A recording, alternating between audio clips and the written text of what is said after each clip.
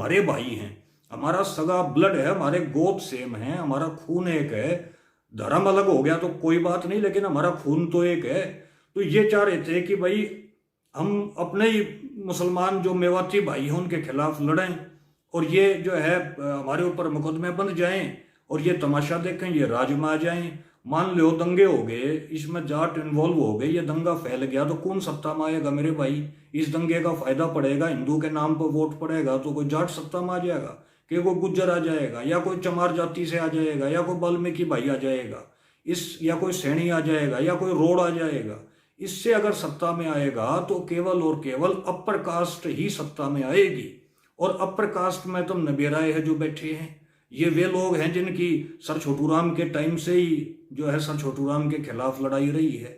ये सर छोटू राम को भी जो है नौकर को भी छोटू कहने लग गए थे छोटू राम की बेइज्जती करने के लिए, जबकि मेयो जो थे वो हमेशा सर छोटू राम के साथ खड़े हुए। उन्होंने सर छोटू राम की यूनियनिस्ट पार्टी का साथ दिया, और सर छोटू राम जी ने तो पार्टी भी मुसलमान के साथ बनाई थी, मियाँ सर फजले हुसैन साहब के साथ। तो हमारा तो मेवों के साथ हमारा खून का रिश्ता है, मेव हमारे भाई हैं।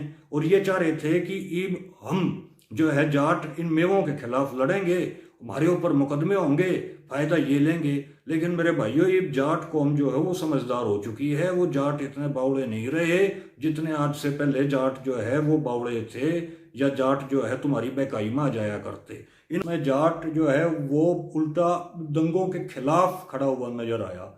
जाटों ने ये अपील की कि भाई जाट कम्युनिटी कम से कम इन दंगों में इन्वॉल्व ना हो। उसकी वजह यह है कि जाट कौम के साथ एक बहुत बड़ा धोखा हुआ है, और वो धोखा जो है हिंदू संगठनों ने किया है, जिसकी वजह से जाट हिंदू संगठनों से या कहीं कहीं हिंदुत्व से जाटों का मोह भंग हो गया।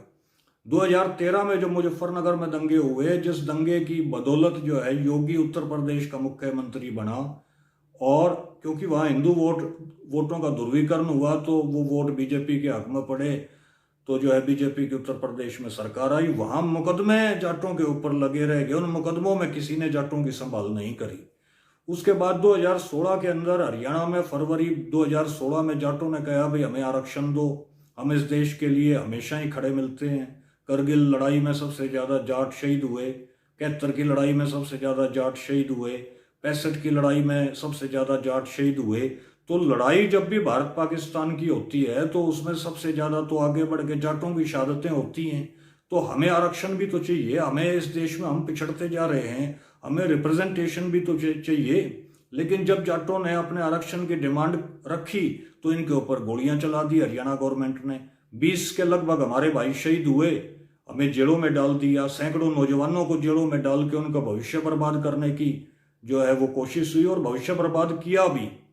तो वहां जाटों को यह समझ में आया कि यार तुम तो ये समझा करते कि तुम हिंदू हो, अरे हिंदू सरकार तुम्हारे ऊपर गोलियां चला रही है। तो वहां जाटों का दिमाग खुलना शुरू हुआ। लेकिन जाटों को दबा दिया इन्होंने, जाटों को काफी सुप्रेस कर दिया, जाटों को डराने की कोशिश हुई जेलों में डाल के या गोलियां चलाकर। मेवाती तो भारतीय सेना में भी हैं, उन मेवातियों को बदनाम कर रही है ये गवर्नमेंट, जिनका एक आदमी फौज में नहीं।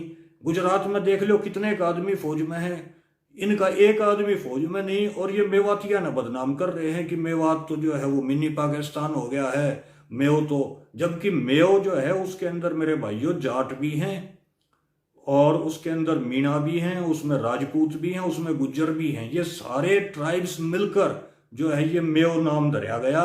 मेवात में रहने वाला जो है वो मेवाती है या मेयो है, और इसके अंदर सारे जाट हैं, इसमें जाट भी है, गुज्जर भी है, इसमें राजपूत भी हैं। ये हमारे